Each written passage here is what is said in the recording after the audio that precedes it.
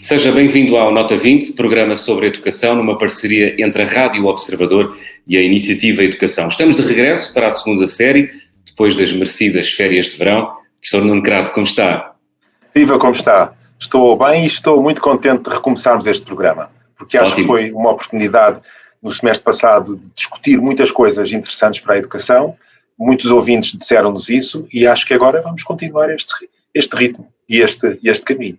Muito bem, não vamos perder a embalagem. Estamos a dias do arranque do novo ano escolar e é sobre isso que vamos conversar com Fernando Reis, professor de História há mais de 30 anos, doutorado em História da Ciência, com enfoque no século XVIII, é investigador da História da Ciência, formador de professores na área da História e das Tecnologias, precursor na utilização das plataformas digitais de ensino e é o novo coordenador do programa Ser Pro da Iniciativa Educação. Professor Fernando Reis, bem-vindo e muito obrigado. Olá, viva. Muito obrigado também pelo convite. Professor Fernando Reis, como é que os professores estão a encarar o regresso às salas de aula?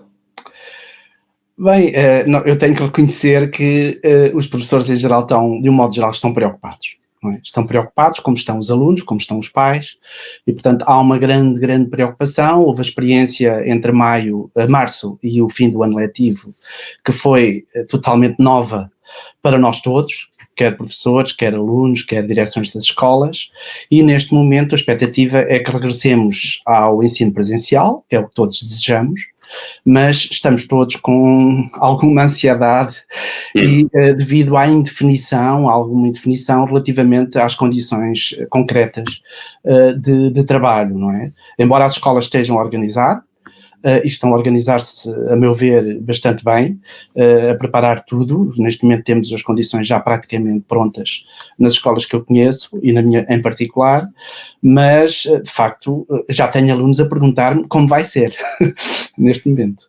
Isso também é bom. Há uma ânsia positiva por regressar à escola. É verdade. Aliás, esse é um dos aspectos interessantes, é a interação aluno-professor, que com o ensino à distância, com as suas limitações e com as suas características próprias, se verifica é que tenho muito mais alunos neste momento a contactar comigo quando têm dúvidas ou questões ou problemas, e neste caso o grande problema é o início das aulas, é o retorno à aula presencial, e portanto eles estão também ansiosos, não é? Eles têm falta da aula presencial. Eles e temos nós, não é? Foi o que se ganhou mais durante este período da pandemia. Se por um lado temos a distância física, que não é obviamente benéfica não será muito benéfica para as relações humanas, mas a pandemia aproximou o professor e o aluno, uma vez que há um canal de contacto direto, permanente, entre os dois. É uma dupla vertente, é uma dupla sensação. Por um lado, deixámos de estar com os alunos e eles deixaram de estar connosco e uns com os outros, e isso é essencial, não é? Claro. Nós sabemos que isso é muito importante, perdeu-se esse ambiente de socialização e de convívio.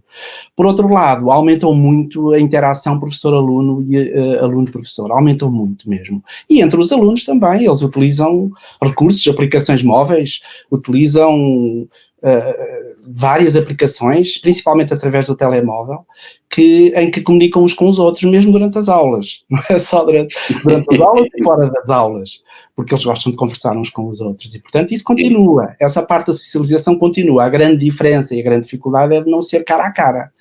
E essa diferença faz toda a diferença, permitam-me que diga assim, mas realmente a presença física do professor também é muito importante na sala de aula, obviamente. Claro. Não é só uma questão, não é só uma questão de socialização, creio eu. Claro que a socialização é essencial no ensino, essencial, mas é também uma questão de eficiência na transmissão de conhecimentos, de eficiência na aprendizagem, tudo isso, não é? Julgo eu, portanto, e é o que a maioria dos estudos tem dito. Claro, não. O papel do professor e a presença dos alunos à frente do professor, ou ao lado do professor, com o professor no espaço de sala de aula, é fundamental, é essencial. E o processo, a aprendizagem, mais eficiente com a presença física. Disso eu não tenho dúvida nenhuma. Pois, e mais rica, não é? Os próprios alunos e os pais comentam isso com muita frequência, e entre março e julho comentaram isso muitas vezes. De facto, isso é verdade. E, portanto, estamos todos ansiosos também por isso. Por outro lado, é verdade que a distância criou novos ambientes de aprendizagem, e também motivou em muitos alunos. Depois há aqui as franjas e alguns alunos com dificuldades que também vale a pena analisar, mas criou mais responsabilidade, mais autonomia no processo, na aprendizagem dos alunos e na sua relação com o professor e na sua própria organização do estudo. Isso é uma conclusão muito positiva do período em que estivemos à distância. Portanto, houve a maioria dos alunos, não posso dizer todos, isso é impossível, mas a maioria dos alunos ganhou alguma autonomia e aprendeu a organizar melhor o seu estudo. E nesse aspecto eu considero que foi um ganho. É uma parte positiva.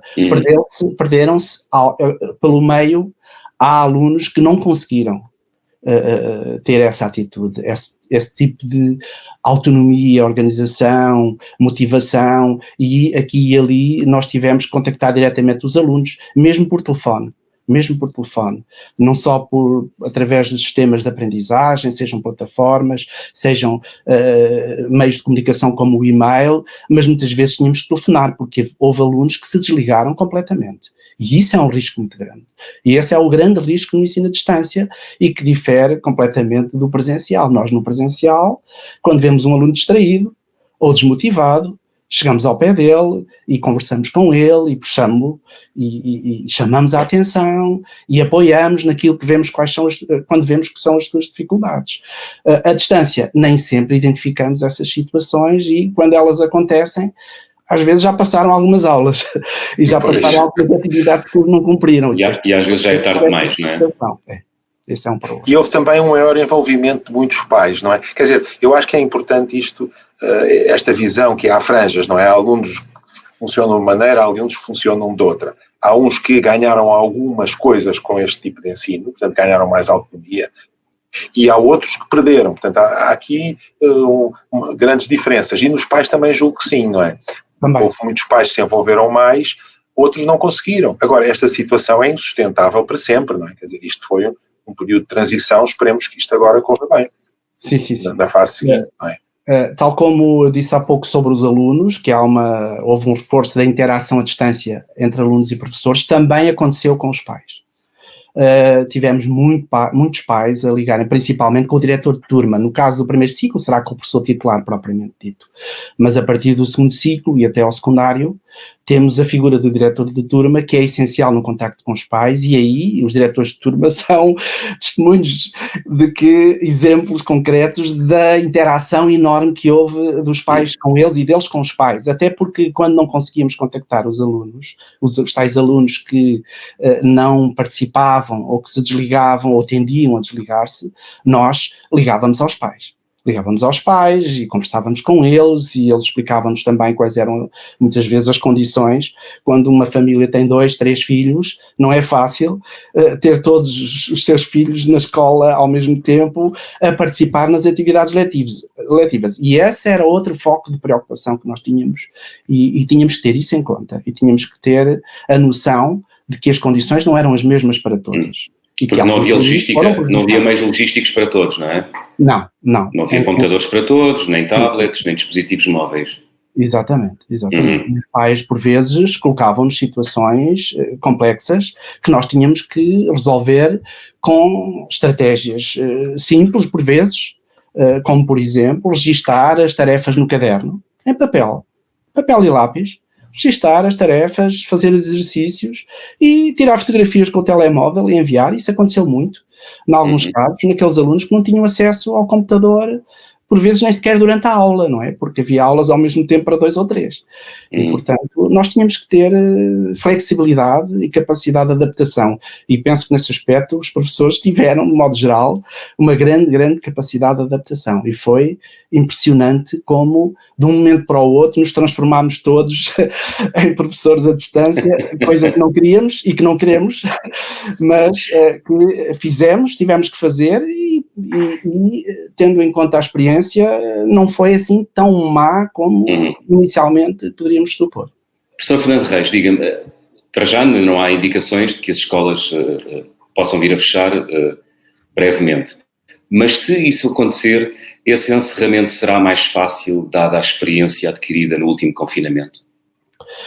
Pois essa é uma das nossas preocupações, é que de um momento para o outro, e repentinamente, depois de voltarmos ao regime presencial, tínhamos que interromper com uma turma ou outra, porque isso pode acontecer, ou com uma escola inteira, esperemos que não aconteça,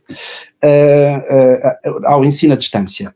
Mas parece-me que já não há o elemento de surpresa. Já não há o elemento de surpresa, os professores já têm experiência, os alunos também ganharam essa experiência, não será tão difícil, parece-me, como foi em março. Portanto, a resposta e a adaptação serão quase automáticas? Sim, eu penso que sim, que sim.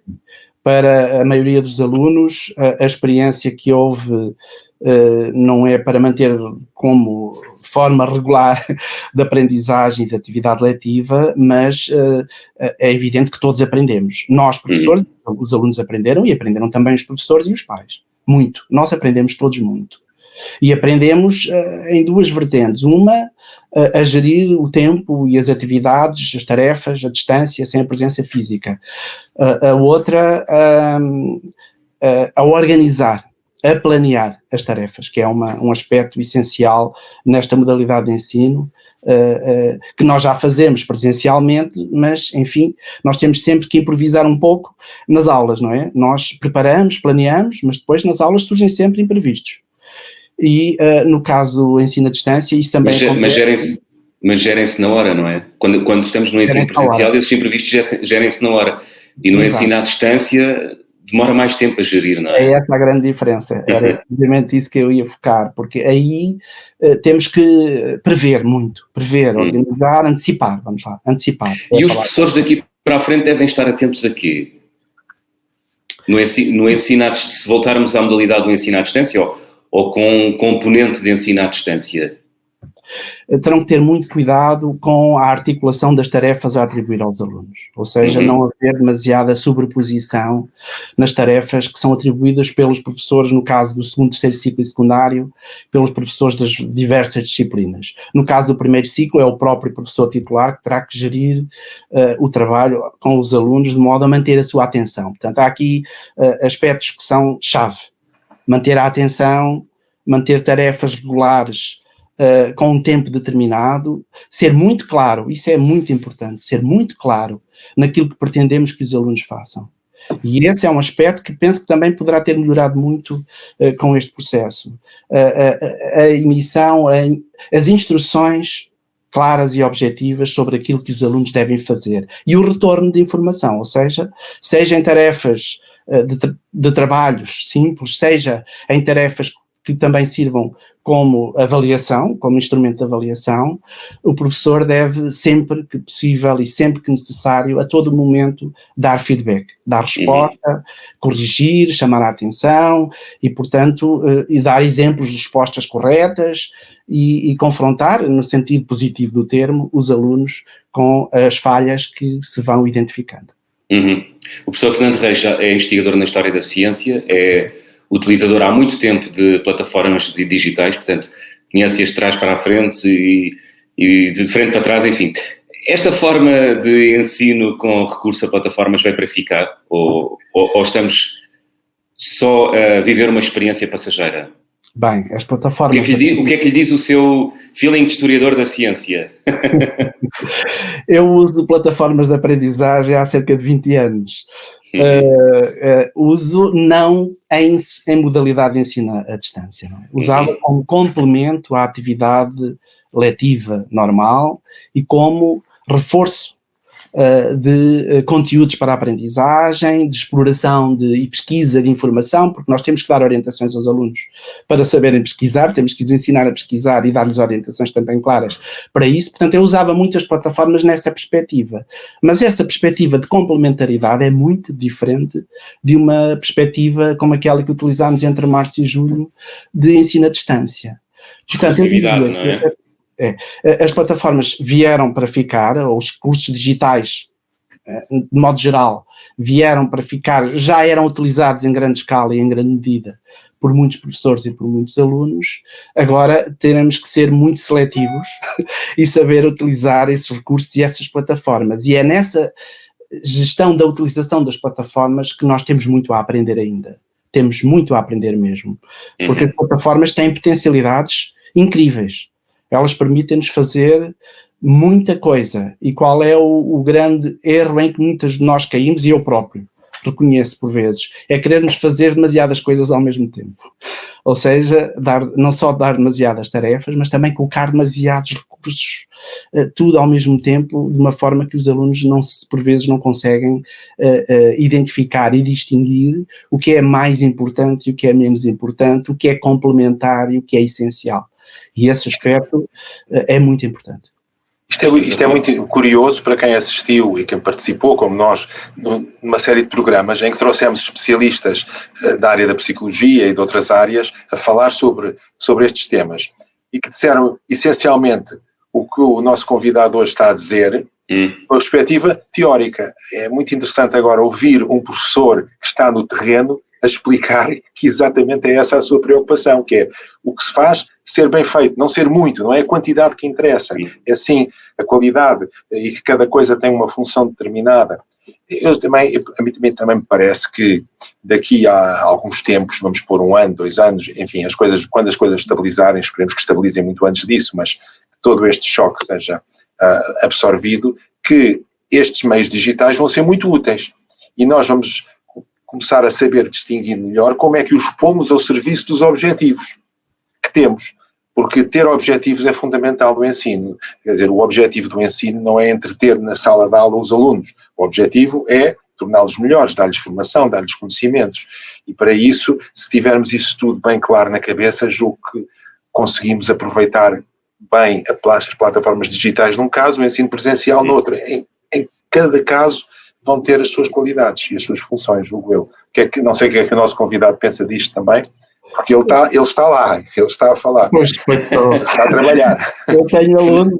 Fernando, eu pedia-lhe era que fosse muito breve, porque estamos mesmo na reta final do nosso programa e eu ainda tenho aqui uma pergunta para si, mas diga, responda.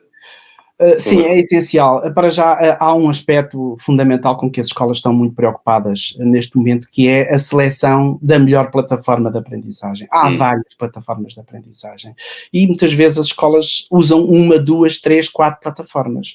E isso é um problema, porque os alunos entram na disciplina A na plataforma A, entram na disciplina B na plataforma B, na disciplina C na plataforma C. E isso tem que ser resolvido.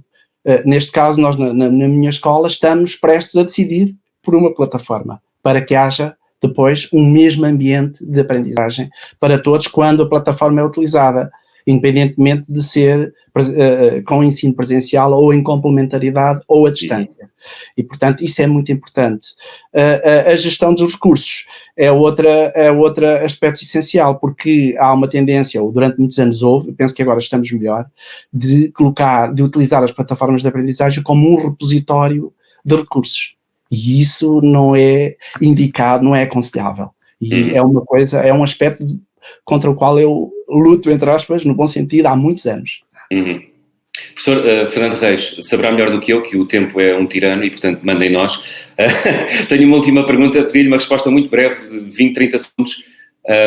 Os últimos meses mudaram-no como professor? Sim, tenho que reconhecer que sim. Então o que é que mudou?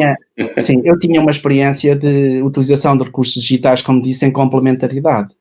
Quando se utilizam recursos digitais em exclusividade e com uma plataforma de aprendizagem, eu tive um problema grave, que foi a sobrecarga, ou seja, eu cometi todos os erros de que falei há pouco. inicialmente, depois fui aprendendo, foi utilizar demasiados recursos, dar demasiadas tarefas. Numa primeira semana, 2 semanas, quando me apercebi, como já tenho muita experiência de utilização de plataformas e de recursos, fui corrigindo e fui também conversando com colegas de forma, como diretor de turma que eu também era, a corrigir esse erro. E nesse aspecto aprendi muito. Outra aprendizagem muito importante foi o planeamento semanal ou quinzenal, sempre que possível. Isso é essencial. E, portanto, aprendi a planear e aprendi a gerir recursos. Fantástico. Professor Fernando Reis, muito obrigado pelo seu valioso contributo neste primeiro episódio do Nota 20 da segunda temporada. Bom ano letivo e boas aulas. Muito obrigado, muito obrigado. Esperemos que seja um excelente ano letivo. Ora é essa. Obrigado, professor Nuno Crato. Peço-lhe 3 sublinhados de tudo o que ouvimos do professor Fernando Reis. É difícil, vou tentar sublinhar aqui a minha leitura.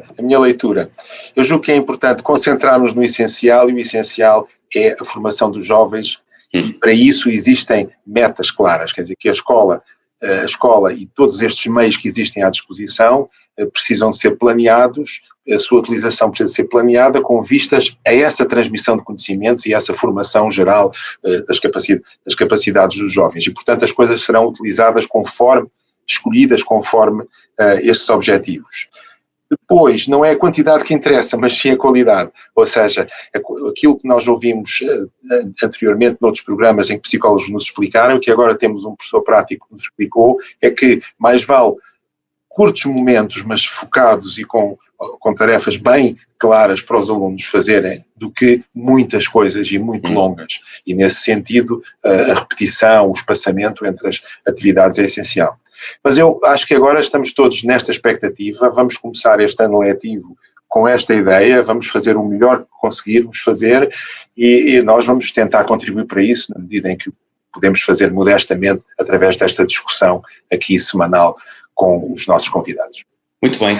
E na próxima semana vamos falar sobre o papel dos exames nacionais na melhoria do sistema de ensino, com o investigador da nova SBE e economista da educação, Pedro Freitas. Professor Nuno Crato, antes de irmos embora, temos a nossa tradicional pergunta para os ouvintes na rede social Twitter. A pergunta desta semana é: os exames servem só para avaliar os alunos? Sim, é a opção A. B, também avaliam o ensino. Agora sim, professor Nuno Crato. Até para a semana. Até para a semana. Bom ano letivo também para si. Muito obrigado. Muito obrigado.